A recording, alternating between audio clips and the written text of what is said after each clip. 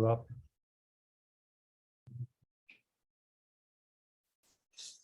Okay, got it. Hold on.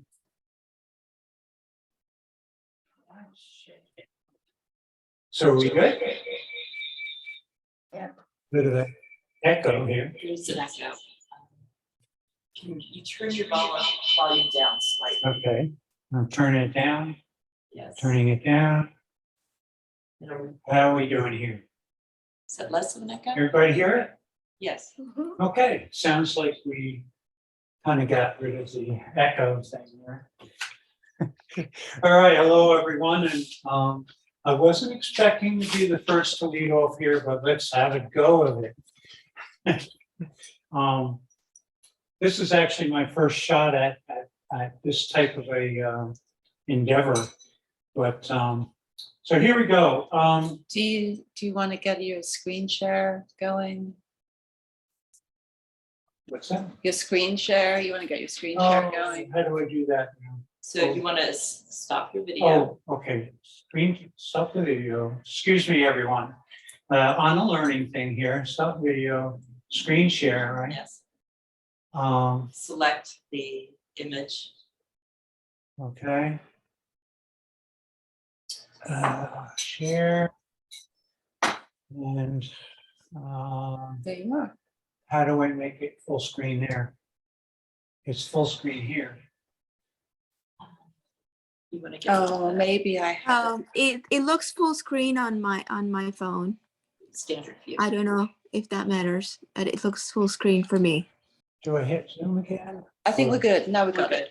We're good? Oh, there we go. Okay. Except for, okay. Can everybody hear me? Okay. All right, this is actually great when you get it working. All right, so here I go. I'm going to talk for a little bit and then I'll go into the slides that follow. So have you ever really looked at yourself in a mirror for a long time, nonstop, to see what you would experience, like a whole hour? Well, that's what I did. So what would we actually be looking at when we look in the mirror? What do we see when we look deeply? Who are we really? For instance, if we took away all of one's body and left only our microbes in situ, we would see a faint ghost-like image of ourselves.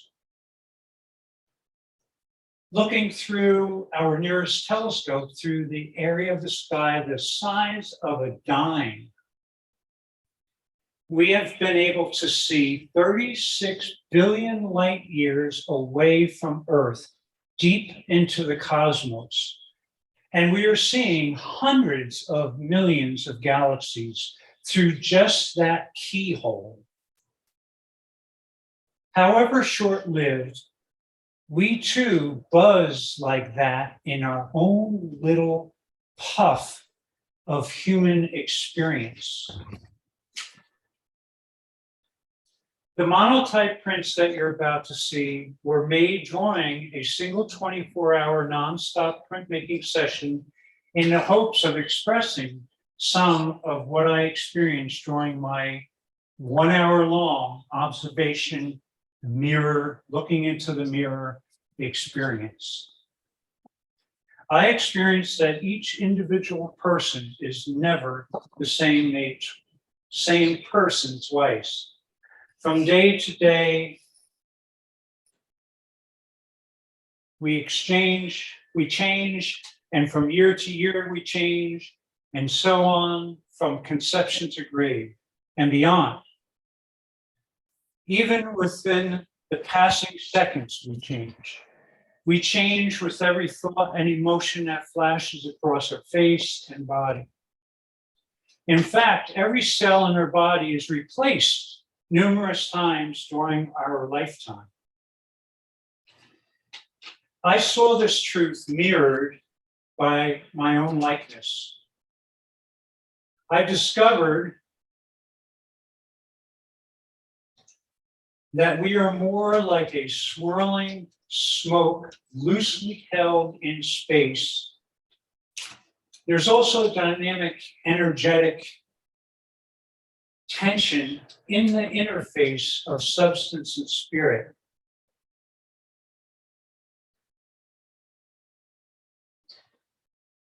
Through these prints, I'm pointing to the transitory nature of the or my human experience, and by extension, the transitory and dynamic nature of the cosmos as well. In this search, the sounding of the depths, the recognition of larger implications is unavoidable. The body becomes a coat, a garment, a scrim, an ephemeral smoke behind which eternal cosmic mysteries converse.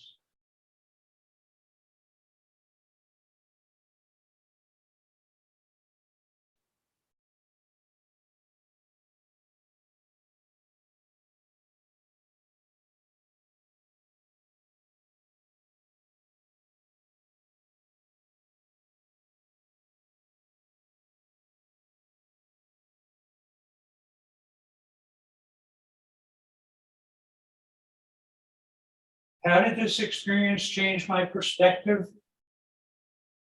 Humility might be a good word. Wonder, mystery, amazement, and the value of an improbable, astounding gift for life. And of course, reinforcing the importance of seizing the day. Behind all this reality of body identity, somewhere deep inside is the me. That is a specific consciousness that sees all of this.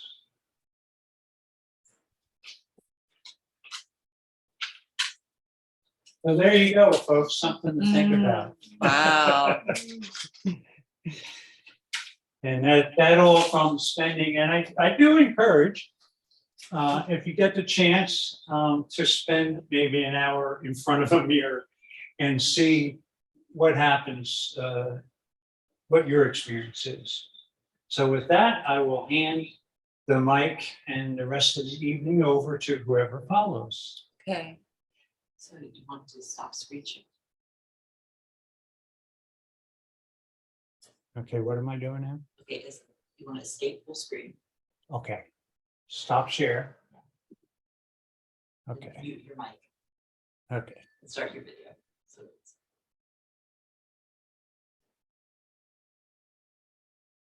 Yay. Thank you. thank you. Wow. That was pretty intense. Yeah. Okay, so I guess who would like to go next?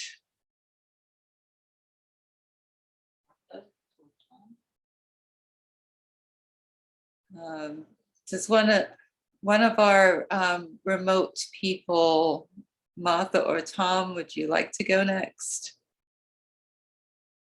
Can You're you not hear me? hearing me?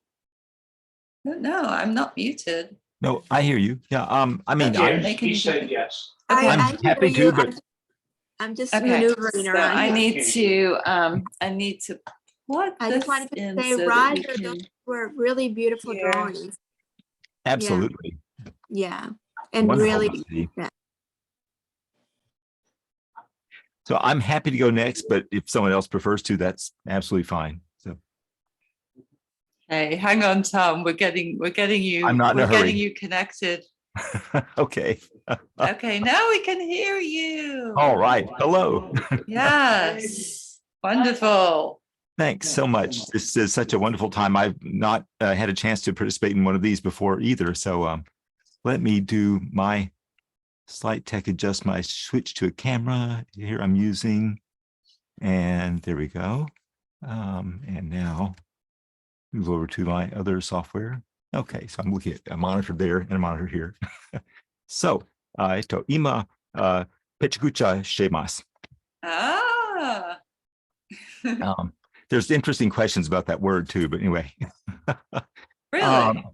Yeah, but chit chat, but it's also a kind of, Right, yeah. when referencing women, it's prattle. So it's yeah.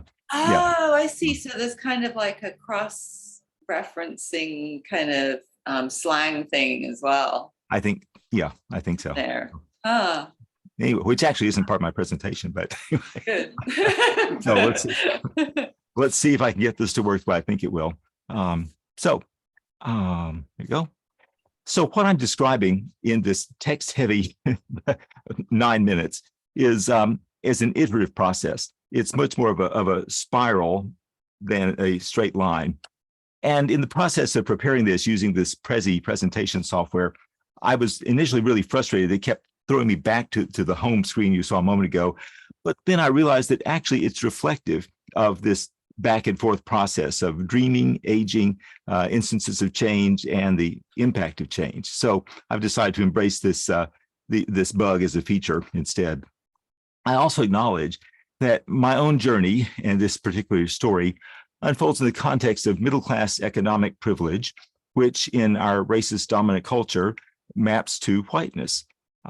So I tell the story because it's my story. It's a culture we all deal with, whatever our ethnicity.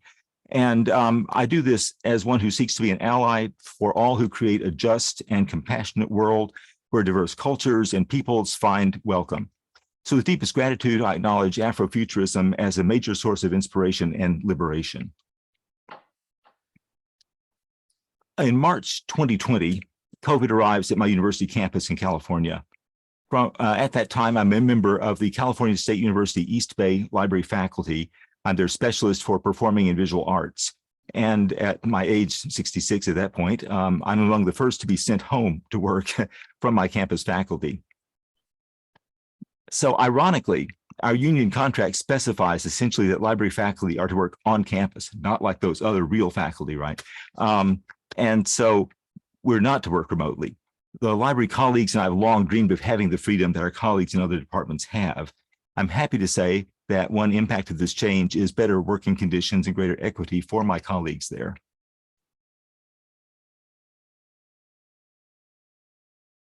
My dad was born in 1899 and wanted me, his introverted son, to develop social skills. So he pushed me to play cornet in the school band. After all, when he was a teenager, playing a musical instrument was a key to popularity. Little did he know what he started. Music became my passion. Through my degrees as an undergraduate in music theory, graduate school in musicology, obviously, but also as a thread in my further graduate degrees in theology and librarianship. I didn't want to be a commercial musician, and I succeeded in not being a commercial musician. Experimental practice fascinated me. John Cage and his downtown school, the endeavors of experimentation, fascinated me. So I went through all of this, but found that I needed to seek employment otherwise. So I sought employment that could use some combination of my skills. And some were a good match, some were not. To some degree, they felt like day jobs, which is not to say that I didn't care about them. It's to say that they weren't my primary artistic focus in terms of how I was earning my living and where my 9 to 5-ish life was.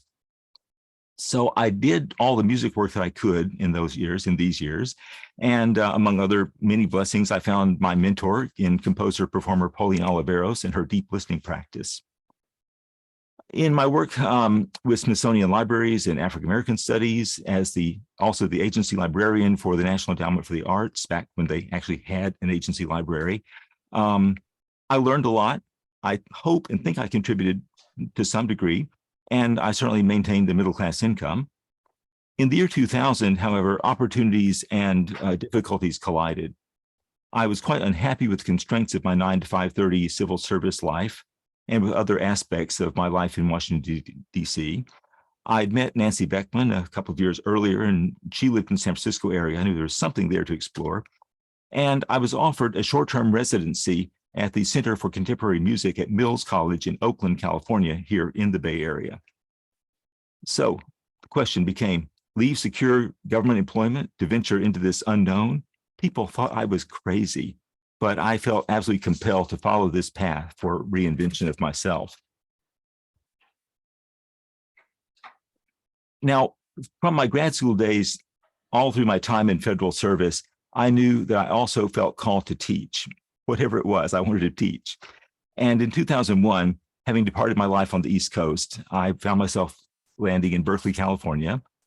And after about 3 months of fallow time, living above a monastery, singing prayers with the monks, and discovering possibilities for future with Nancy, I responded to a call for adjunct faculty applications at California State University, East Bay, which is here in this area, as you might guess.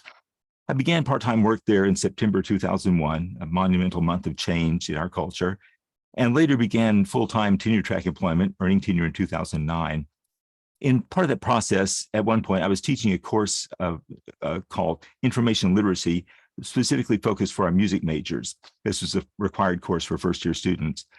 I'd introduced myself to them, and I was explaining my dual path as a practicing musician and a research librarian.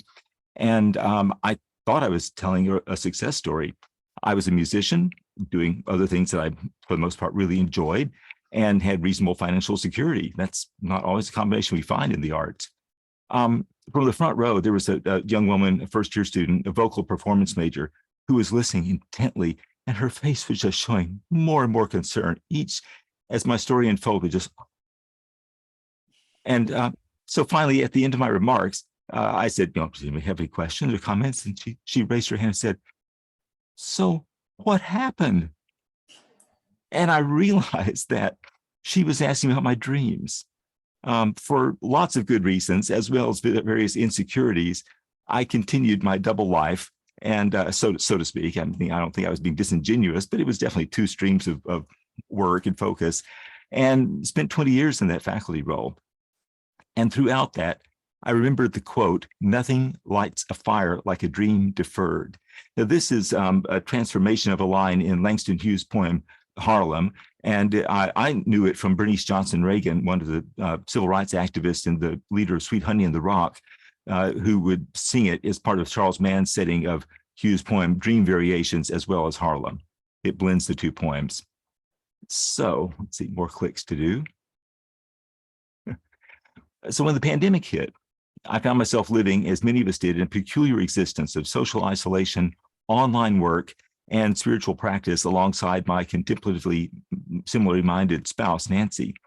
Via the net and remarkable audio technologies, I began to perform with a group at York University in Toronto, Canada. I expanded my teaching for the Center for Deep Listening, and I kept juggling my faculty responsibilities at Cal State East Bay. But after a few months of that, my deferred dreams started lighting more fires in me. I found more opportunities arising for music in my life, if only I could figure out a way to have time and energy for that. Well, the dreams and my wise spouse Nancy's questions nudged me to realize that retirement actually was an option.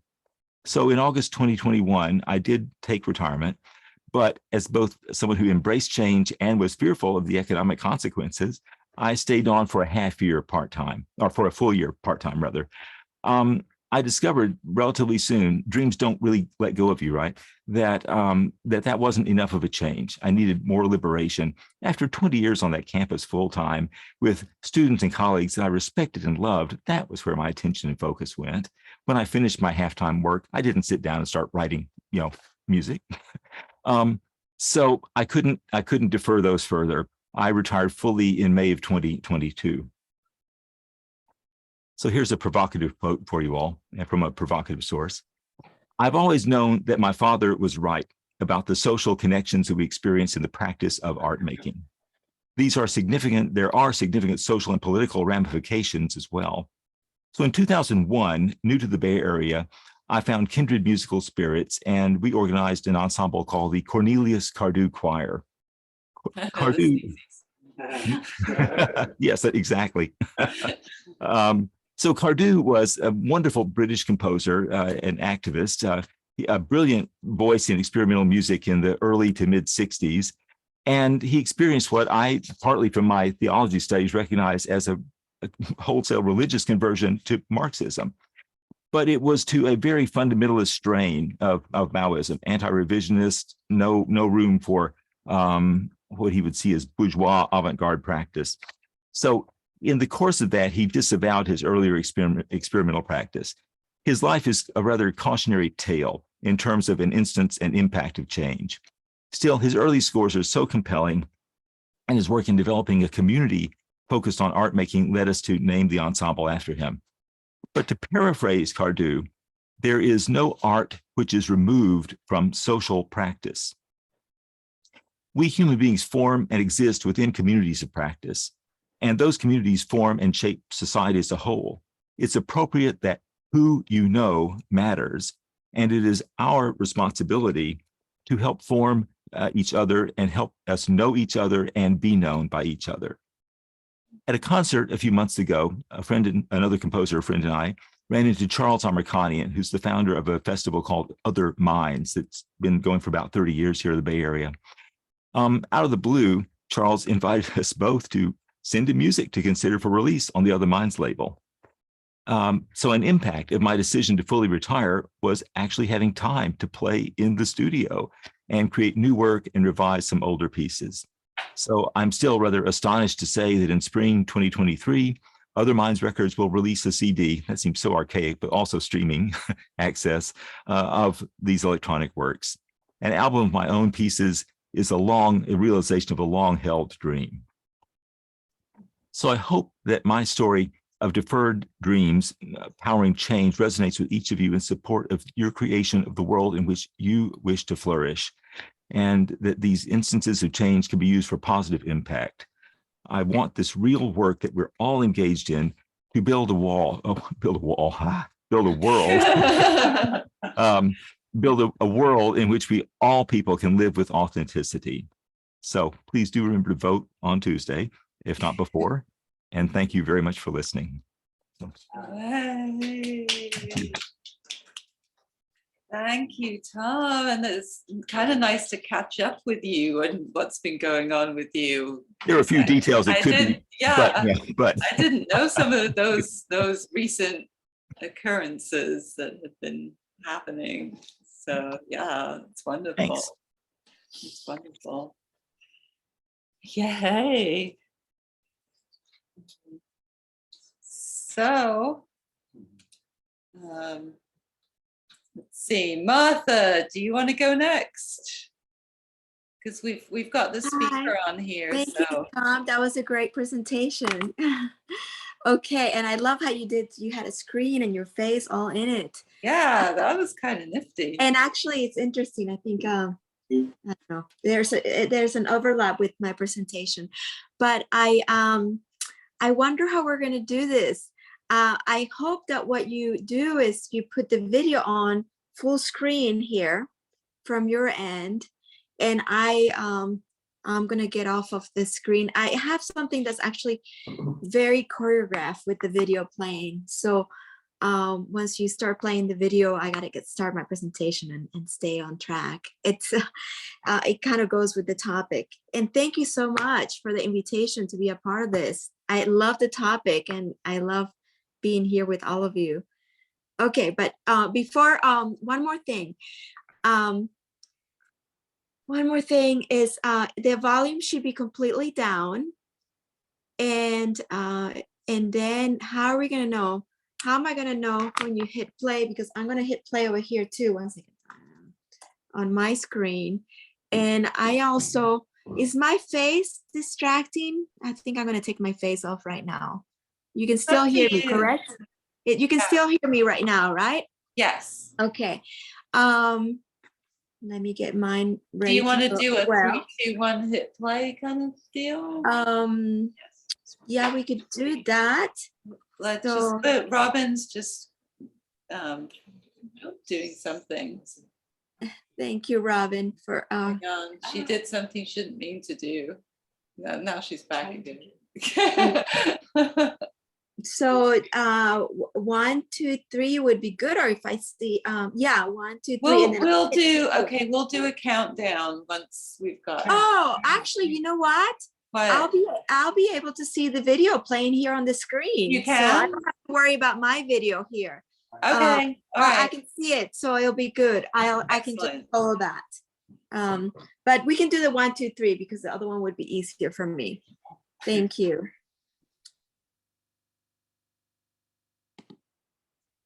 You Still can- not. 3, 2, 1. 3, 2, 1. I take you through the trajectory of my life, a story in 2, 3, and 4 dimensions, and a cross section through time. I used to be a professor, though I never professed. My relationship with my students was more of a collaboration. I led a thinking tank for exploring ideas, a playful process of seeing and generating visions. This all started much earlier. As the oldest of 11 cousins, I choreographed our performances and our projects in the mansard of my grandparents' home in Colombia. We created plays and made costumes from the scraps of my grandmother's sewing projects. A cousin recently told me that I gathered the flowers from my grandmother's garden as bunny tails. It is like this that I see the possibilities to create. This one playing is one of my students' projects. It references my own experience as a student of architecture. I was drawn to what was happening between buildings, the light, patterns of movement where people gather, the life of a place. In fact, I was scolded by one of my professors for my interest more so in what was happening in between the buildings and inside of them than the buildings themselves. So as a professor of architecture, I developed a course in which we merged the vocabularies of drawing with that of moving image. We made drawings in 2, 3, and 4 dimensions, slivers of life, city scans, and cross sections across time through culture and the physical spaces that contain life. I was going to trim it a little bit more. And well, okay, this particular one is from 1998, one of the earliest one by one of my students. This explains the blurry quality. We took on rethinking architectural drawings to include the life within and around buildings. We created this body of string to display the students' projects in Italy and to map movement. To projected moving lines represented hours and minutes. All this was video recorded and projected again and again over the days of the exhibit. Visitors inhabited space with those before them as ghosted shadows, a palimpsest of activity recorded. Here, a map of Florence is created with photographs contributed by 500 collaborators from 27 countries. These were made into postcards and installed at the exact location of each photograph. The visitors took a postcard of their choosing to keep or mail to a friend, in the process dismantling the exhibit. That's when the coordinate is lit up and the topography of the map begins to be revealed. It is also a moment of connection that is created. The work I created during these years is as much a reinterpretation of drawing in which architectural conventions are rethought, as much as it is an examination of humanity. Installations and participatory documents come to life through collective participation. My work, which I prefer to refer to as my play, is created through connection and exchange. Here, Broadway Street in New York City is the section cut. On it, we travel along the length of Manhattan from sunrise to sunset for 7 days.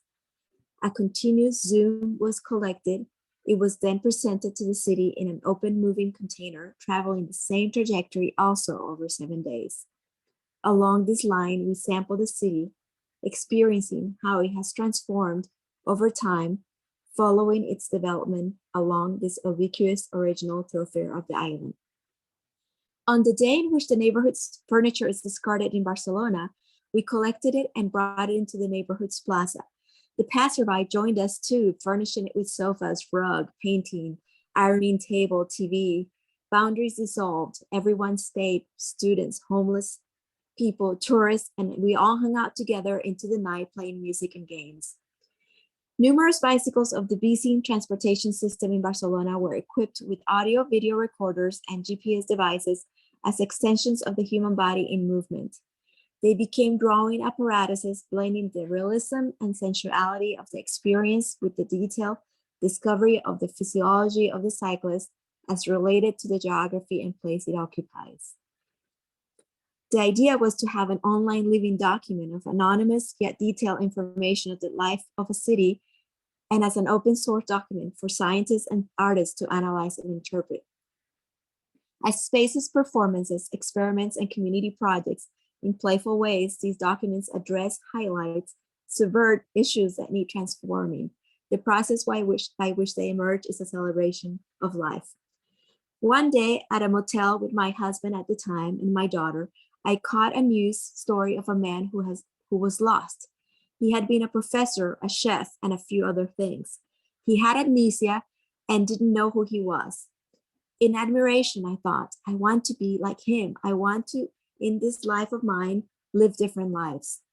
Be careful what you wish for. The next years and a decade of my life was turned upside down as my life reconfigured anew. For a 10-minute presentation, I will keep this simple. I took a leave from work in 2011 to take on the intensive role of supporting my daughter as a teenager when she needed me so much. There was no other way. She was going through a rough time and begging me to homeschool her. Heartbroken from hearing her think that she was stupid when in fact she had a brilliant mind, I took on that role and more. This led to the loss of the 19-year career as professor, and with that also the dissolution of my marriage and my award-winning innovative practice I had not yet mentioned. At the end of 2013, what I thought was the hardest year of my life, I had the opportunity to present my work in Hawaii, where I was grabbed by a huge wave and submerged into a fight with the sea. I thought I was it. Like the brochure handed to me at the airport, I thought that was the end of my life until I let go. The sea took me far out and also brought me back to land, first nearly smacking me into the rocks and then onto a new shore. From there, it has been a survival story, climbing up a cliff, hanging from branches, moving steady upwards away from the next wave, and the analogy for that cycle of my life. Injured and with all erased on my sketchbook and phone, and on the project with my daughter, life took me into a reclusive state.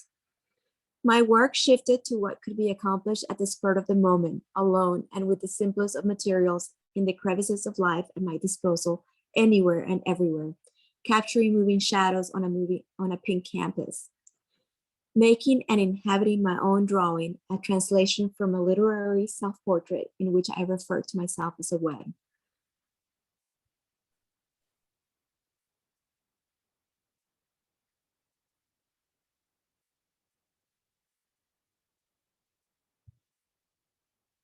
A little breathing space.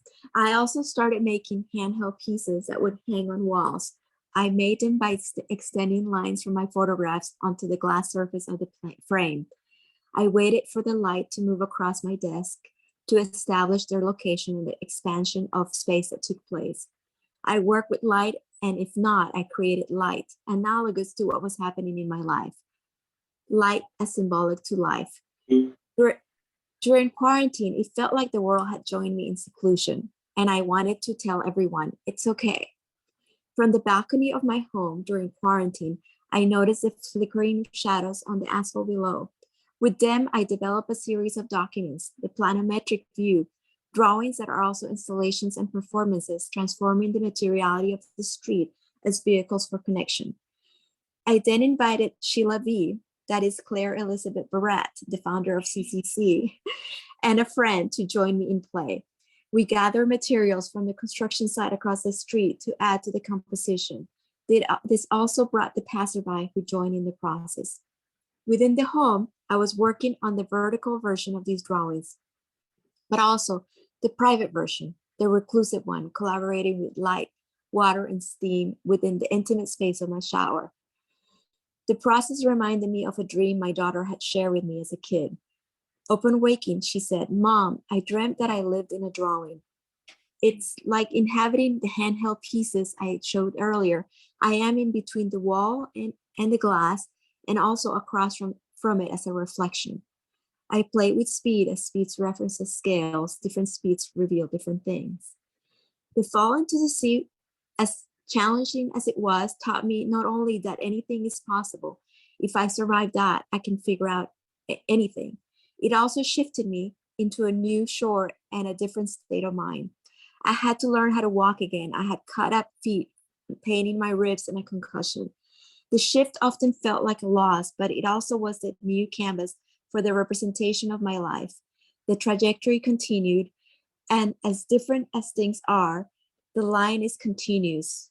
It references itself. I am always amazed to find the connections in section cut, inhabitable drawing that is life, while feeling like I'm deeper, more fully immersed into what I'm here to do. My life is a drawing. I am the drawing. The drawing is my process.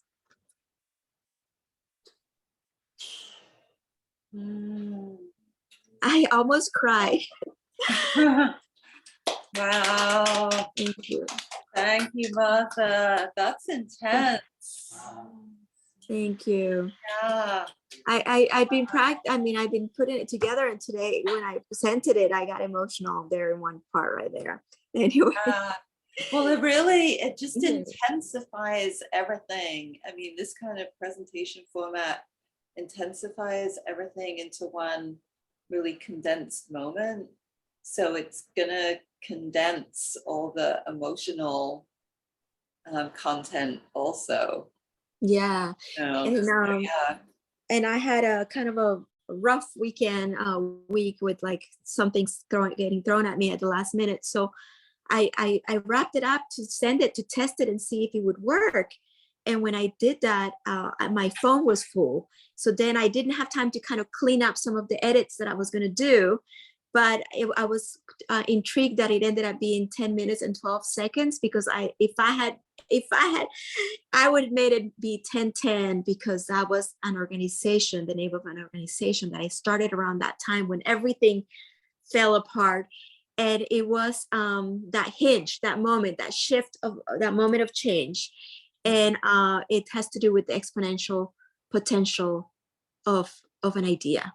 Anyway, that's my presentation. Thank you all. Yeah. Thank you, Wow.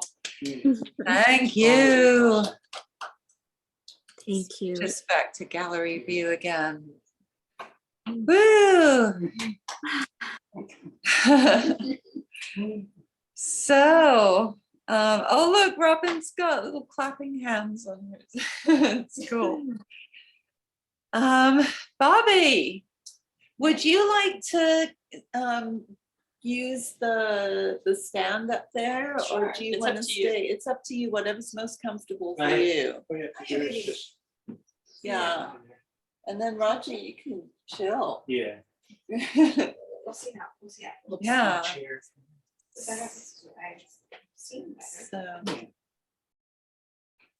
and we need to see your fabulous outfit for a moment. Yes, she has this fabulous, beautiful outfit. Yeah. Okay, so now I'm doing my sound. Okay, so do you want to talk through like the screen sharing So you've stuff? unmuted the mic. Yes, I'm doing now. When you're ready to stop your video, then you can start your screen share. And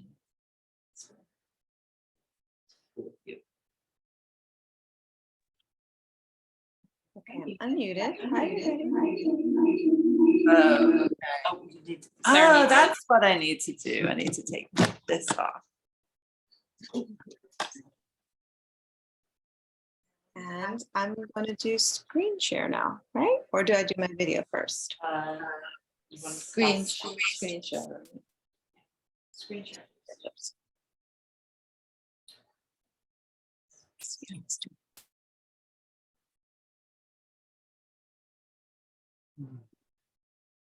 Okay. Okay. Can everybody hear me okay? Yeah.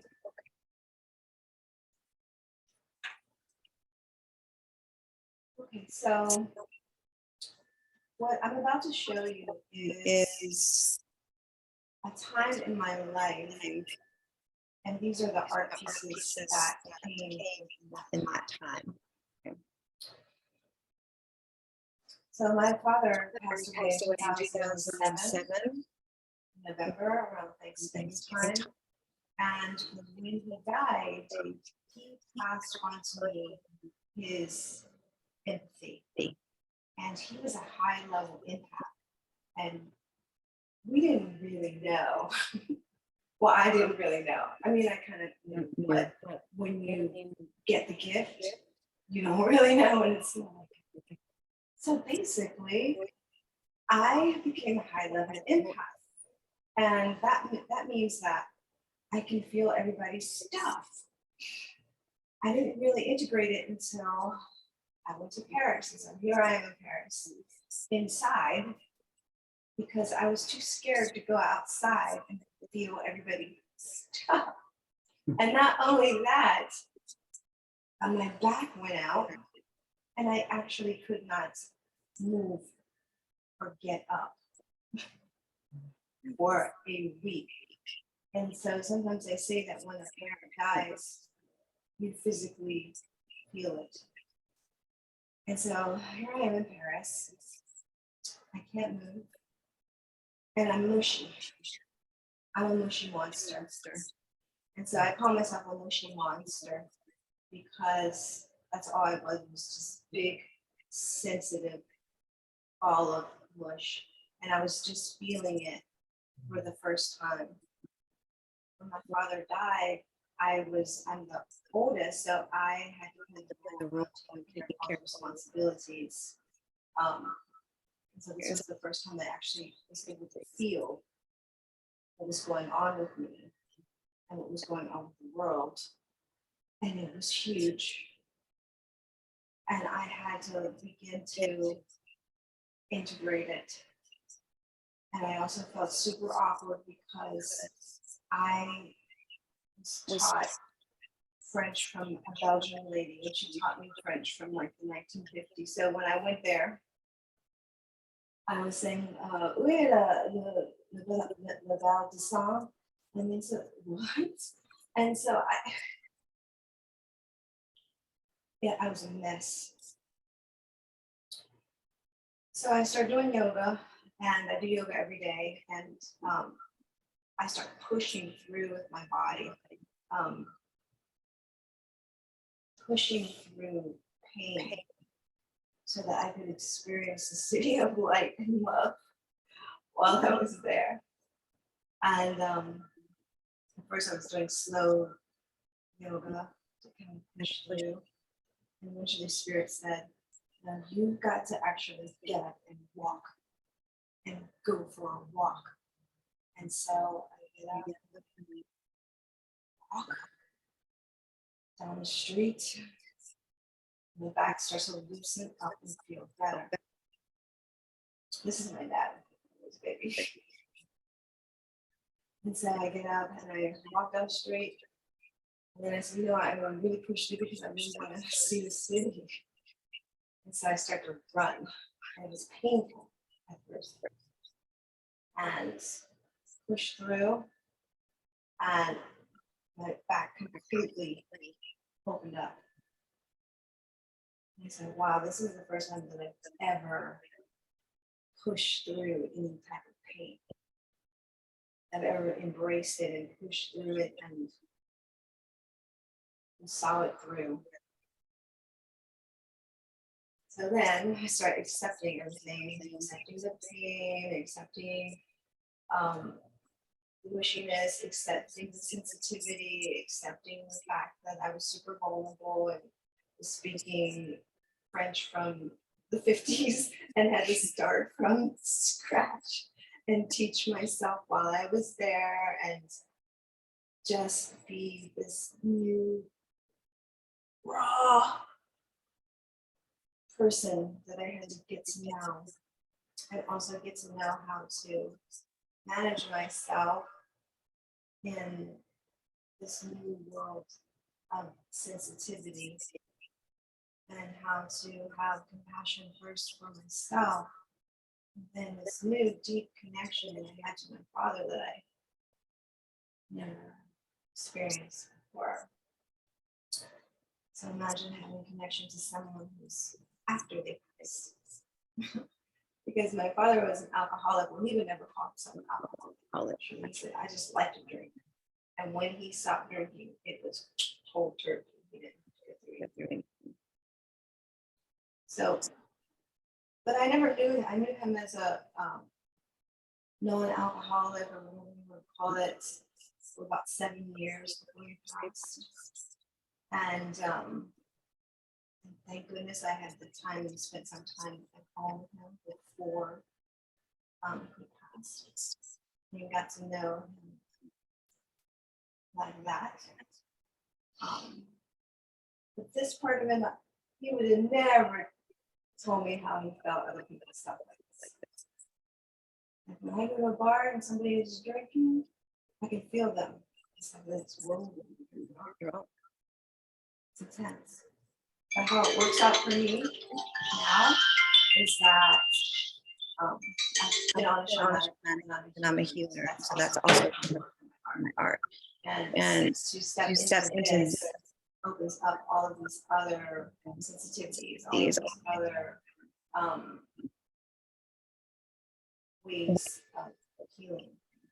Opens up my audio, it opens up my clairvoyance. It helps me able to do psychic surgery and all those kind of things that I never knew was going to happen in the future. But this was the beginning of that change. And it felt like, because it was physical and emotional, it did feel like what I call it the wish monster was kind of like a werewolf going through change. It was physical and emotional and all the stuff. But then it gets to this point where now all of those things are integrated. So that's the story. Thank you. Yeah. Wow, that sounds like a wild ride. And finding the integration of all of that. Yes. Yeah, that's thank you. Okay. Oh, I love these little symbols everyone's got up, the hearts and the thumbs up and the claps. It's cool. Oh, I know your sound is, you've got your sound back up again. Yeah. Okay, so I think it's time for Robyn's final presentation here of the night. Thank you. Everyone hear me? Because it's weird here because we can't really hear ourselves on the screen. We can only hear ourselves in the room, which is good. So there's no feedback, but I'm not sure if others can hear me. Okay.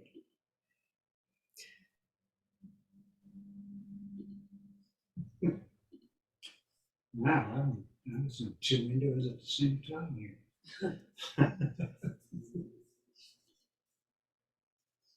Probably move so I don't distract. Are you okay with both of them on there like that, Robyn? Yeah.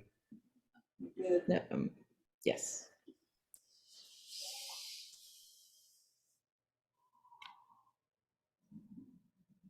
So I'm listed as a keynote PechaKucha-esque presentation. So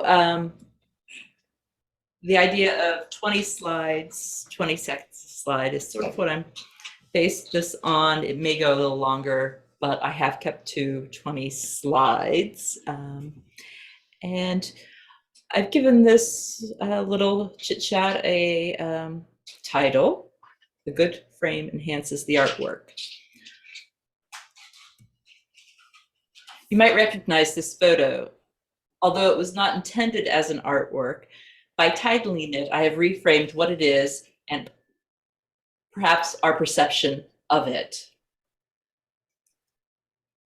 This next image is also framed by a title. Initially, I made this image to illustrate for me a part of my process. Figuratively, the image conjures the cornerstone around which I built my recently completed doctoral research project titled Painting Playing Personas, Inserting Change in an Established Painting Practice. Literally, it is a reflection of me looking at Marcel Duchamp while reflecting on his words and the lessons they impart. The superimposed words are a page from a conversation between myself and an alternative identity, which I refer to as a persona. And this was written as part of my PhD project.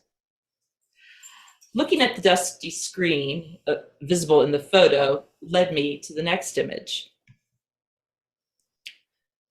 Dust breeding is a photo taken by Man Ray of dust gathering on the bride stripped bare by her bachelor's even, also known as the large glass, in the corner of Duchamp's studio. Notice at the bottom how both artists have signed the print. The large glass is partially visible here in the background of this photo. Humorfully, through its title, I question if the gentleman swinging his sport coat over his shoulder and captured over mine is our Mutt, or perhaps one of his descendants. Who is Richard Mutt? Was he a collaboration between Duchamp and others, or a creation of someone else entirely? Signed by both artists, Dust Breeding is a Duchamp-Ray collaboration.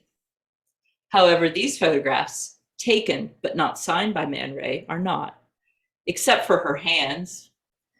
Rose C'est la Vie is 100% Duchamp. Technically, the photos of Rose are products of a commercial photographer, Man Ray, and not the artist, Man Ray. Rose, physically fabricated in the spirit of a commercial object by someone other than the artist Duchamp, or perhaps the artist Duchamp, is a ready-made, but a complex one. Rose is more like a bicycle wheel mounted to a stool, an assisted ready-made, but she is also like dots of paint applied to an apothecary sign, a rectified ready-made. And like the Mona Lisa or a postcard of the Mona Lisa, Rose has become a reciprocal ready-made. Maybe she's just a corrected ready-made. But enough about ready-mades, Duchamp and Rose. Back to my work. Here's that page of superimposed text from the second slide, shown as it appears in my written thesis. It was intended as a creative chapter to visually evoke a conversation between myself and the persona Melusine, but it became an appendix, a vestigial organ that nevertheless serves as an important, if not clearly understood, purpose. My voice is in the left column, Melusine's is on the right, and the unspoken, that part of the conversation that occurs in our head while we're speaking with others and occurs in their heads while they're speaking with us, is between us in the center column. Melusine's final phrase, cut off here at the end, the lower right corner, so many others, indicates that while we are discussing Rose and Duchamp, they are not the focus of this research, but one of many impetus. This painting is typical of the square canvases painted with acrylics and commercial paint markers I was making a decade ago. By then, I had been painting over 20 years, had entered the middle of life and my practice, and I was strongly committed to both as they were. Then I had a seizure. This painting is my memory of that day, and it is framed by its title too. That event was a changing point. Uncertain what exactly the change was, I knew it was up to me to follow wherever it was leading me. And wherever that was, it is okay. But no journey is direct. However, eventually, it did lead me here tonight. The year after that painting was made, I began an MFA program where Claire and I met and first worked together.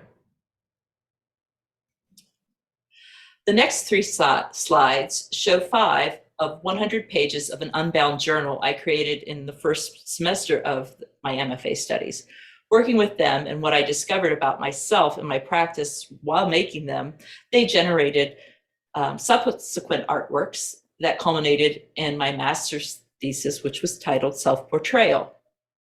So these are the beginnings of a self-portrait, or at least the fragments of a self-portrait. Making these mixed media 9 by 12 inch works on paper, my processes shifted and sharpened as I explored other ways of creating, documenting, and presenting my paintings. There are too many pages of these pages to show here, so I'm going to jump forward to the next point on the continuum, or rather back again to my PhD project. When I told others about the project, they wanted to see the personas, these alternative identities I created, or at least me performing them. Despite strong performance and performative elements, the personas were only for me, and unlike paintings, they were not objects resulting from my practice for spectators to engage with. Nevertheless, documenting and presenting my work with the personas was necessary for me as well as for others.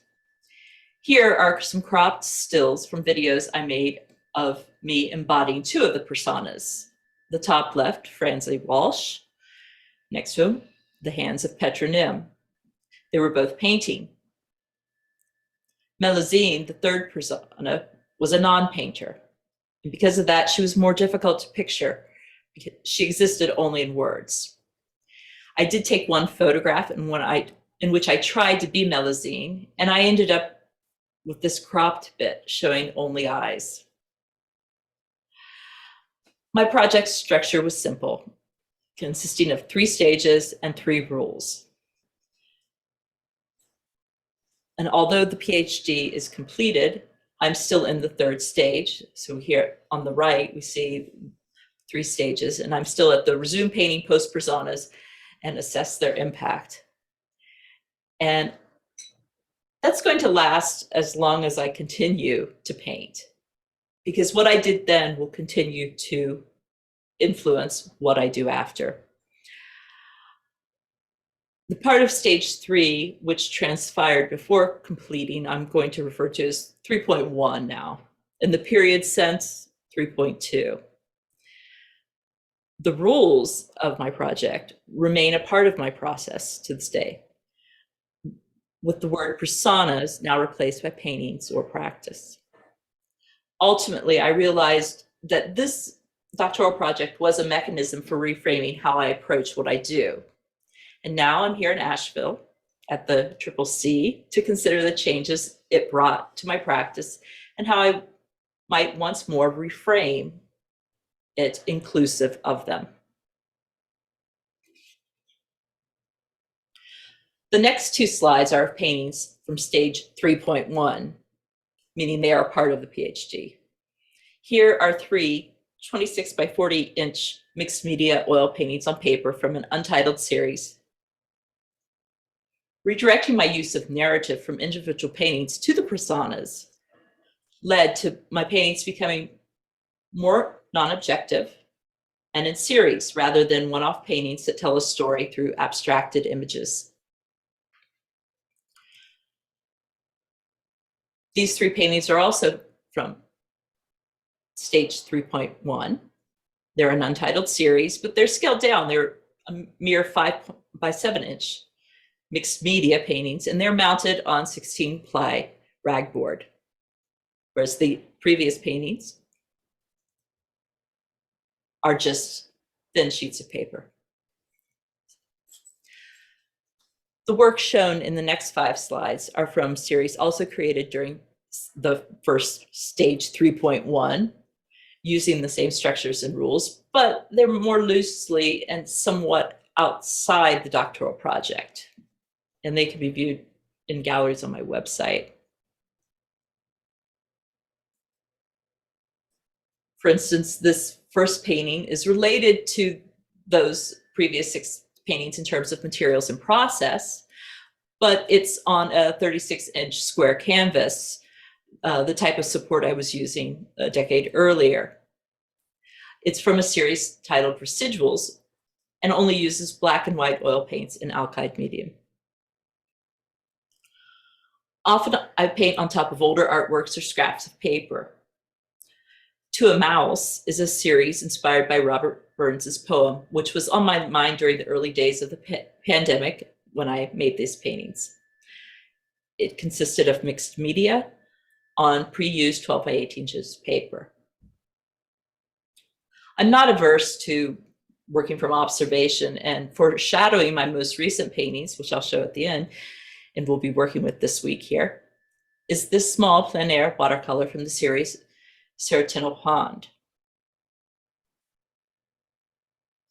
Similar materials and techniques, but in different form and subject, are the watercolor and gouache on paper paintings from the series Of Different Minds. These are based on diagrams generated by an online program that assesses where a person is on the spectrum. Myself and members of my household took this online test, and these are the shapes that were produced. And here I'm imagining how each of us, represented by our shapes, might interact and appear visually in a painting. Some series, like this one, is from are loosely connected. The series Diversionary Impulses is using alcohol-based inks and Duralar drafting film. And it's the materials that tie this series together. All of these have led me to what I'm currently working on. So I'm going to end with a final image of this recent work taken last week in my studio. And this is what I have brought with me to work with here in Asheville, not in paint, but in different ways. The title of this series is This Whole Experiment of Green, and it's taken from an Emily Dickinson poem. While I'm here in Asheville, I'm collecting other materials and ideas with which to reframe these paintings and how they may be completed, at least at my end of the process, or ideas and how they might be presented and go out into the world.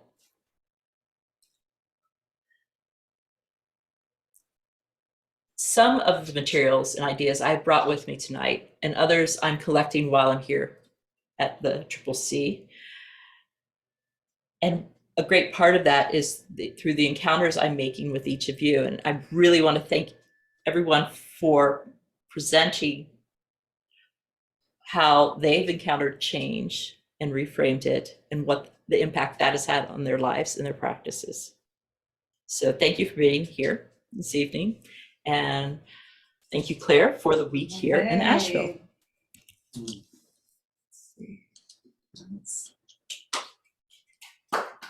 Back to gallery view here. Okay. So I don't know how we can have a discussion without some weird sound thing happening when I plug the speaker in. Let's see what happens.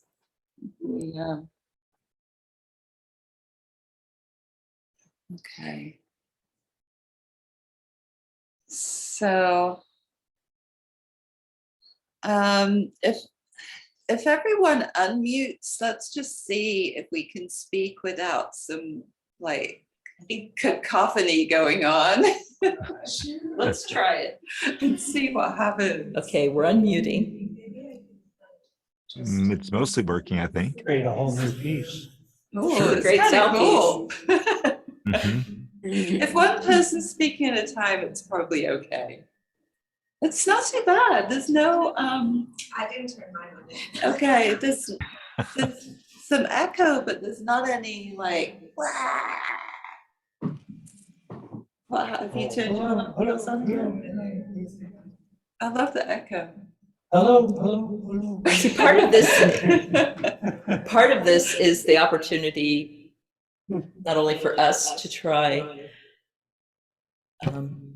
speaking about our work, but also to try working out the technical difficulties of doing events such as these.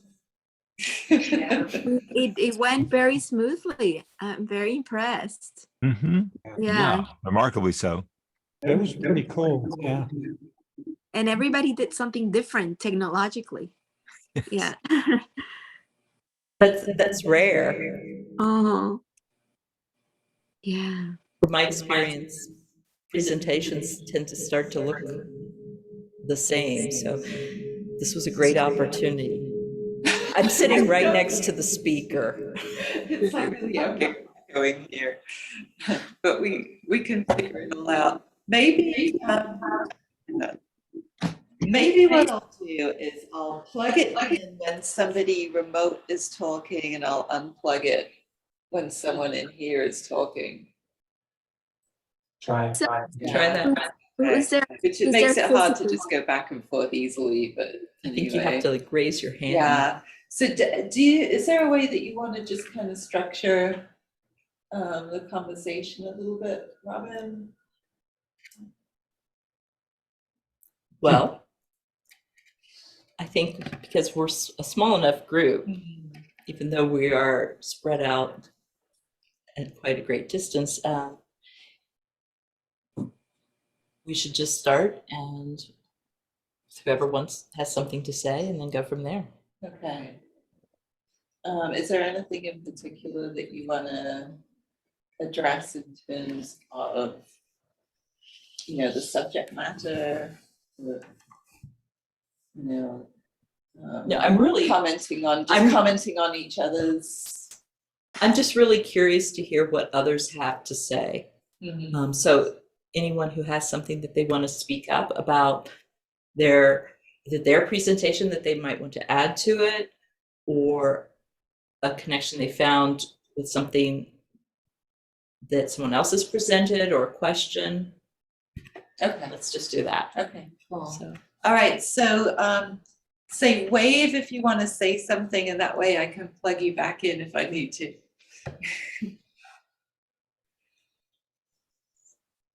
Okay, Abby? Bobby, take it away. Make sure you're unmuted, right? Yeah. Yes. Okay, you can hear me okay? Okay. Okay, I just wanted to go first since I've got like feedback on my computer as well. But I just want to thank you so much, everyone. For sharing work. Everything was very inspirational. And I have to say, my mind is blown on so many levels by everything I just saw. I'm so inspired, and I really needed this. Like, I knew that this was going to be cool, but this is like something that really expands my mind and Has me thinking outside of box, like way outside my box. Which is really cool. So thank you so much. Yeah, and I'm thinking about space differently and architecture differently. I'm thinking about sound differently. I'm thinking about how to look at art differently. And then with them, I'm thinking also about the portrait and the change and just small dynamics of change that happens. Yeah, I'm fascinated. So thank you so much. It's really important. Yeah.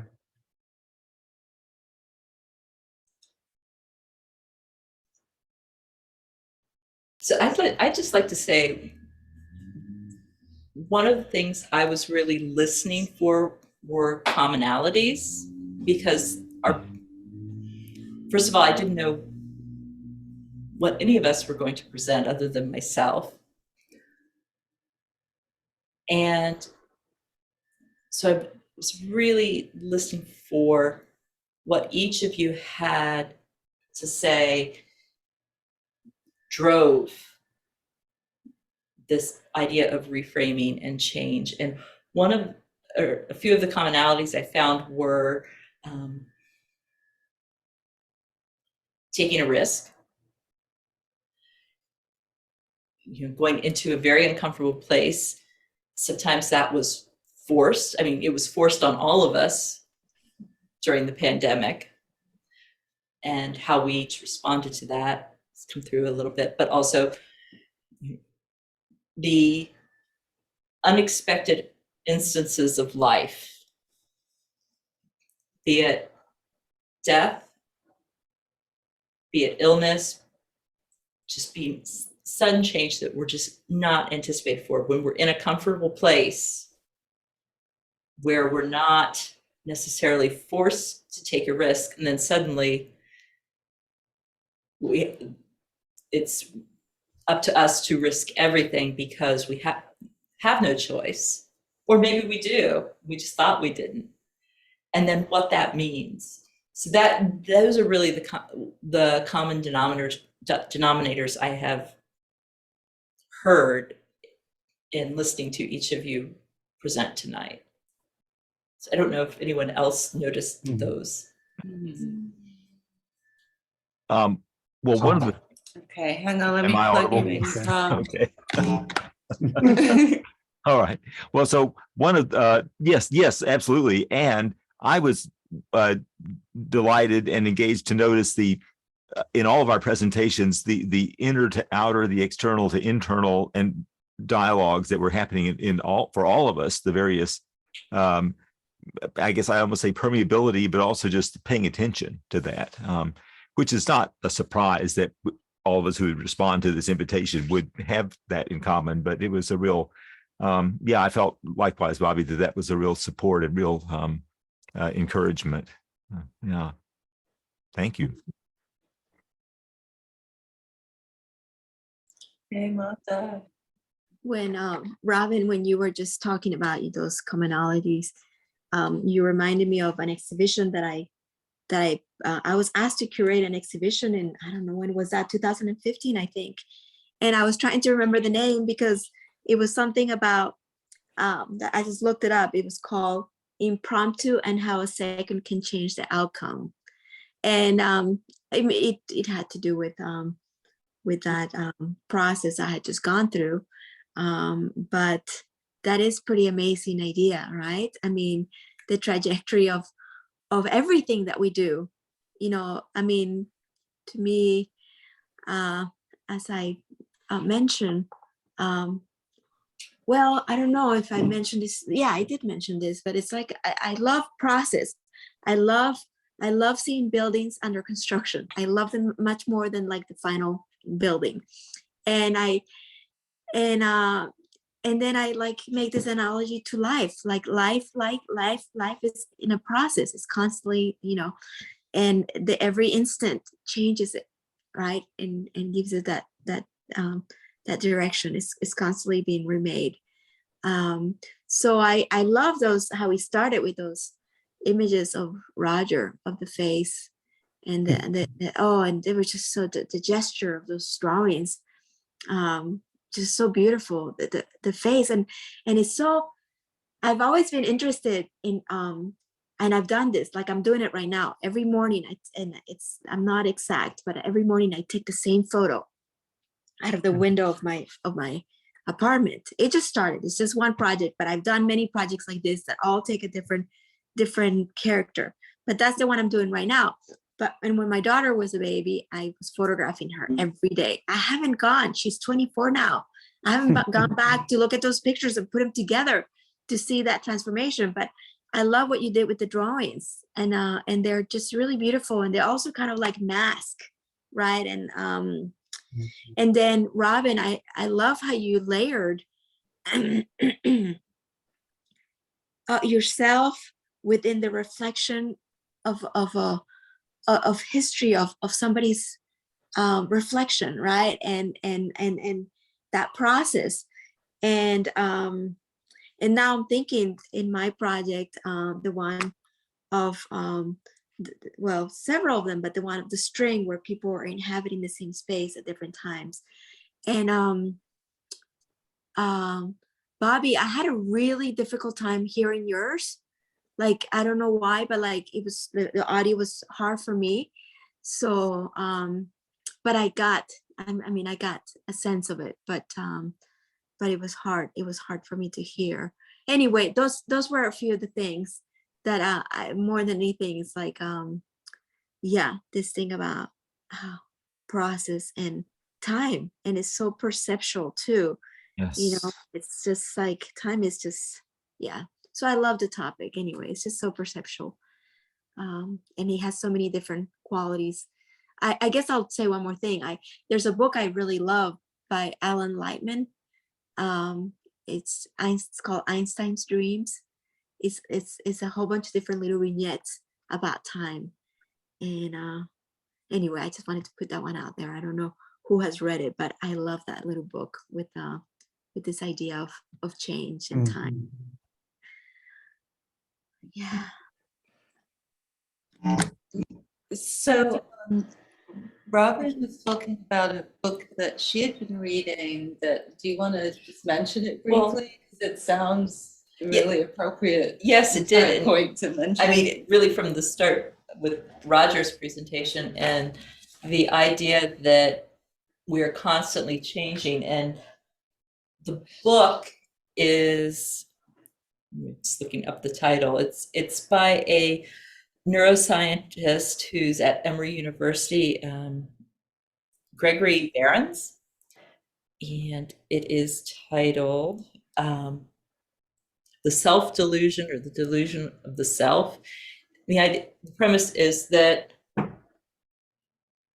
the present never exists, because once we're considering the present, it's already the past. So as a person, we never are the same person at any given moment, and therefore our existence is always changing. So it's a delusion that we have a stable identity. We don't, because the person who existed when I said when no longer exists. I'm always somebody else. And that's really clear in, I think, Roger's project, that observing and making these monoprints of himself at every hour. So anyway, I'll look up the exact title of the book, and I'm going to put it in the chat. Then maybe Roger wants to tell a little bit more about that project. Yeah, let's see if people can you hear me? Yes. You hear me good? Okay. Well, first of all, I just wanted to say how just what a privilege it is to spend this time together with you guys, and I'm definitely more than I was when I started, because you've added that into my life, which I find really a beautiful thing. One thing that I find really beautiful too is the transparency and beauty of engagement that's represented by everything that we shared tonight. And it's just shown throughout all the works and everything, the visual images we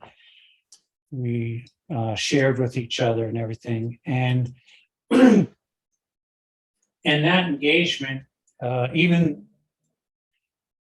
through all the change that we represented, there's still a thread of commonality that goes beyond those moments that don't even capture the change. They just sort of point at it as it's going by, right? I like the saying, the Asian saying, where a finger pointing at the moon is not the moon. So I feel like that's what we try to do, is best, and with everything that we have in us, that's what we try to do. And I appreciate the honesty and the courage that's represented behind everybody's work today. So kudos to everybody. With my work, one thing I did, this is the first time I kind of done this, and I felt like with everybody else that shared, I felt like, well, I did share in one way, the way I did, but I left you without an image of who I am, which in a way is ironic because that is part of the subject of what I shared. It pointed it out, but I could probably do this whole thing all over again on a more personal level that would actually show different representative motions pulled out of photos from my life that probably would have left you with a little bit more of who is that guy? But anyhow, so I really appreciate everybody's work, and it's just a beautiful thing. It's like it's kind of like looking at a diamond from different angles, all of you were representing that diamond, so thanks a lot. Thanks. Roger, I think it's great because what you just said, it really pulls into the fact that it could be done over and over again, and with each iteration, we're always learning more. But I would be really interested in hearing more about Bobby's shamanistic practice and how that has evolved. Yes. I'll mute myself a little bit. Okay, Okay, can y'all hear me? Yes. Okay, so with empathy, there's many stories. This is just one dimension of the story that I shared. But how the empathy works is that now that I'm such a high level empath, when I do healing and I do Reiki for people, and I studied Reiki before my dad died, right? So I had that as a basis. And also my mom was the psychic and all this kind of stuff. So I had all this stuff, but I never had the emotions of the thing of picking up on other people's and other things, animals, trees. I never had an experience of picking up on it as if it were a part of me. That's the difference. And so when I'm able to do that, when it comes to the healing work now, if I'm doing, I'm able to go in there and so, oh, you have something going on with your heart, or you have something going on with your kidney. Let's fix that now. So if you're open and ready. So that's how that works. And then with the audio voyance, I've always had that. That was my main psychic thing that I had. So that means that how that works is for the empathy was that I would be able to pick up on a note, the sound, before it would happen. So as I'm dancing and music would happen, so in New York I danced to like a lot of grass. I knew what was gonna happen. But I always knew what the note was gonna be. Right, with the music, so how that now is that I absorb music like food. It's like food.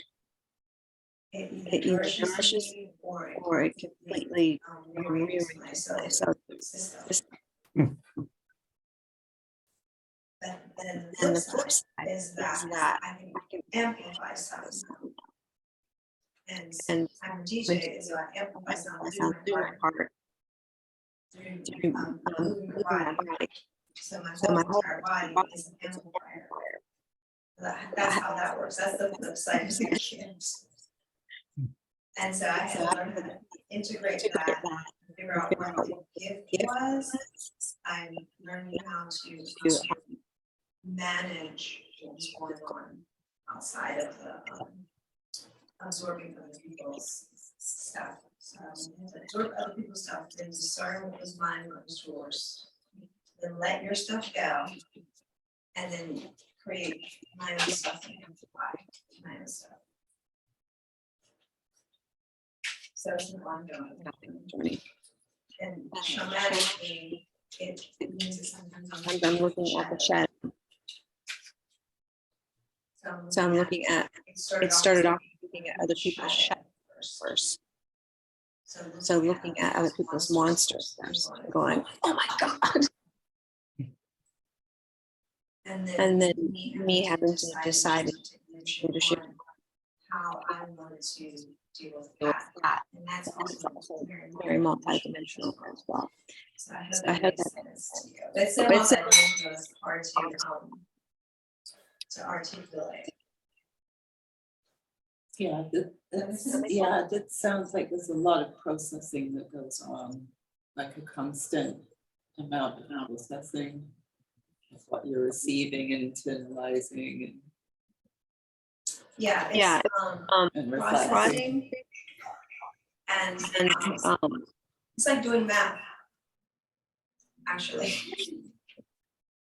And deciding on, for me, it's about grounding a lot. A lot. So, That didn't help.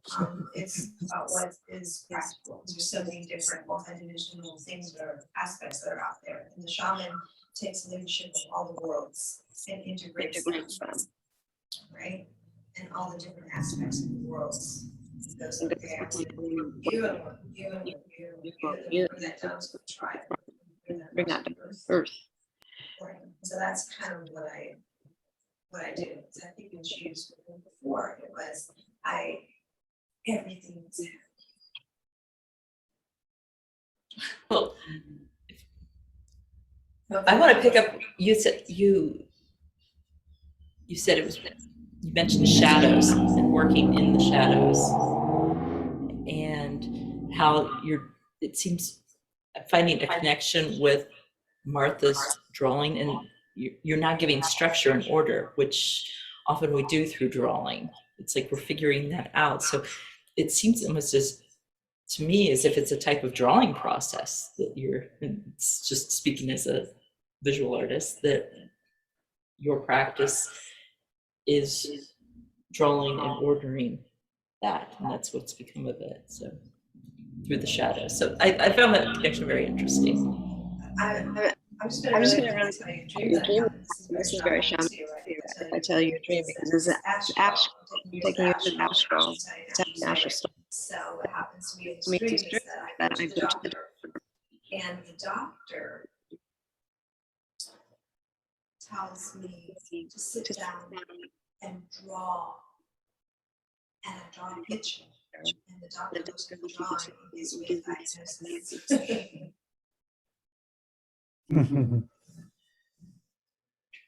Yeah. Very interesting. Yeah.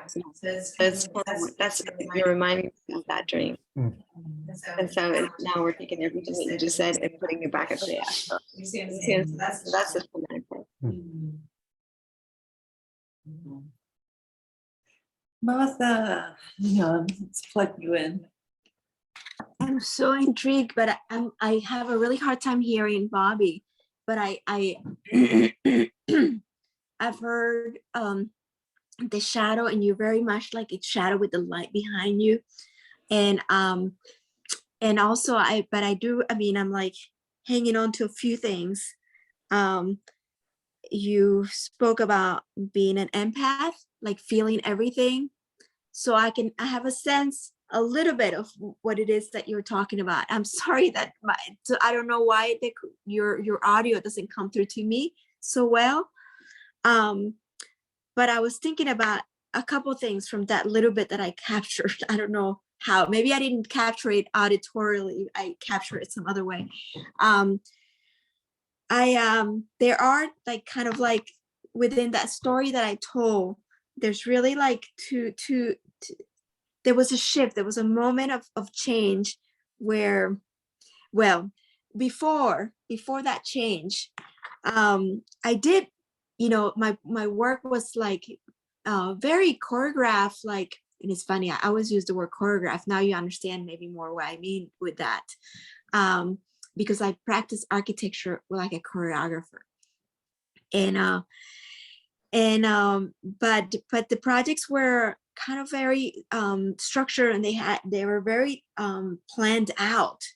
I like the New York one. I mean, that was so planned out, and it was one zoom, certain amounts within the block, and actually that's where time and change really came up too, because the clock kept ticking. No matter whether I had technical difficulties or whatever happened, like the clock kept ticking. It was like we were doing this thing, and time just kept moving along. But those projects, though, I tried to do with my teaching. Sometimes I was the coordinator, sometimes I was just teaching my class. And when I was a coordinator, I had to really plan everything out because I was choreographing several people. But when I taught my own class, I started with an idea and a format, and I put it out there, but I left it open because I wanted to respond to the students. I wanted this thing to be fluid. Like, I didn't want it to be, well, anyways, that. And sometimes I remember in Barcelona, I had a group. This was not teaching. This was actually when I was in school, but there I had people didn't want to collaborate on a project with me because they couldn't understand what the project was. But that's the whole idea, is that like, there's no this like very fixed structure. It's just more like of a starting point, and then you go from there. Like, I like leaving things open like that. But anyway, when there was that moment of that break, I also had was at that time kind of questioning my intuition. I felt like I had gotten very far away from my intuition, and I went, after the whole thing with the ocean, losing everything, I really had no choice but get really, really like kind of get very like inwardly, very spiritual, and very into this other, and I rejected all these things. Like, I rejected all my accomplishments. I didn't want to see them. It's like I was in this, but at that point, the work, it became much impromptu, was more of my process at that point. I think I could be wrong that it was happening before as well, but I can say that it gets broken down into that, in that manner. And it was much more, I went into a really, I had no other choice but to go into this very spiritual situation, but then the projects were, like I said, at the spur of moment, wherever I could, like, oh my God, I saw that, I would jump on it, and it would happen at that moment. Everything very impromptu at that point, very much alive, like fluid. Yeah.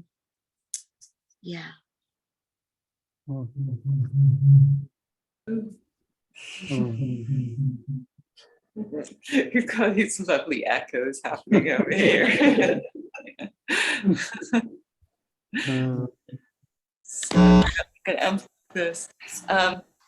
So I think we're coming to like a close of our time. But Robyn, is there anything else that you want to wrap up with? Well, I want to say thank you to Martha for just saying that, because now what I sort of realized, it's almost as if you and Bobby have come from different directions. So working with the same idea, where one is becoming coming from a very structured control process to an openness, where Bobby is coming from becoming more structured through it. So it's quite interesting, but the end result is very similar in that change. So it's that openness, but openness can be,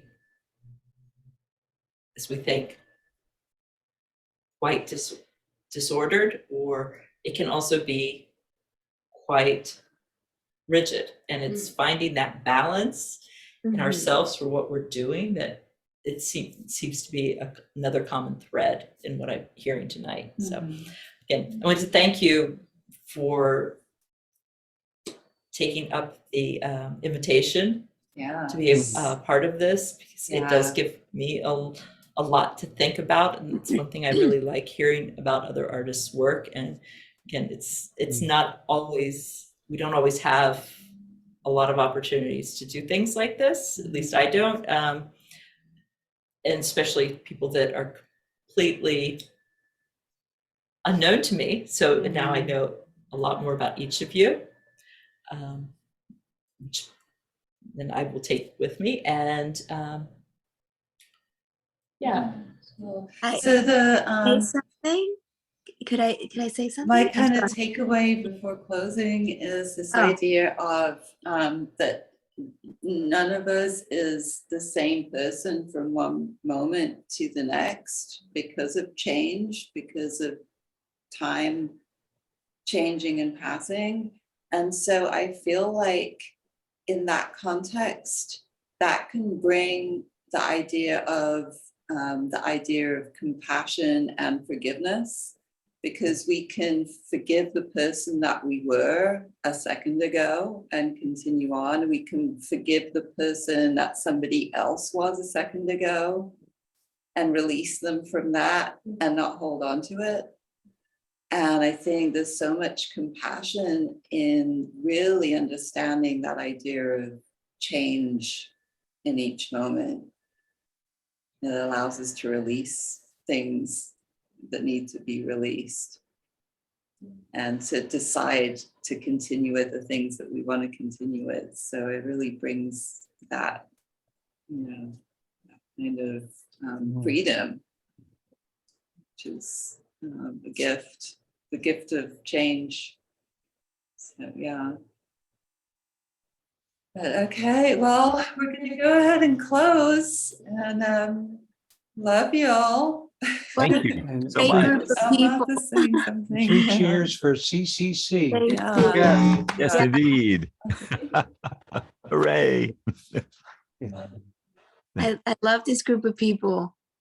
Yeah, really great. Thank you. Yeah. What a blessing. What a pleasure.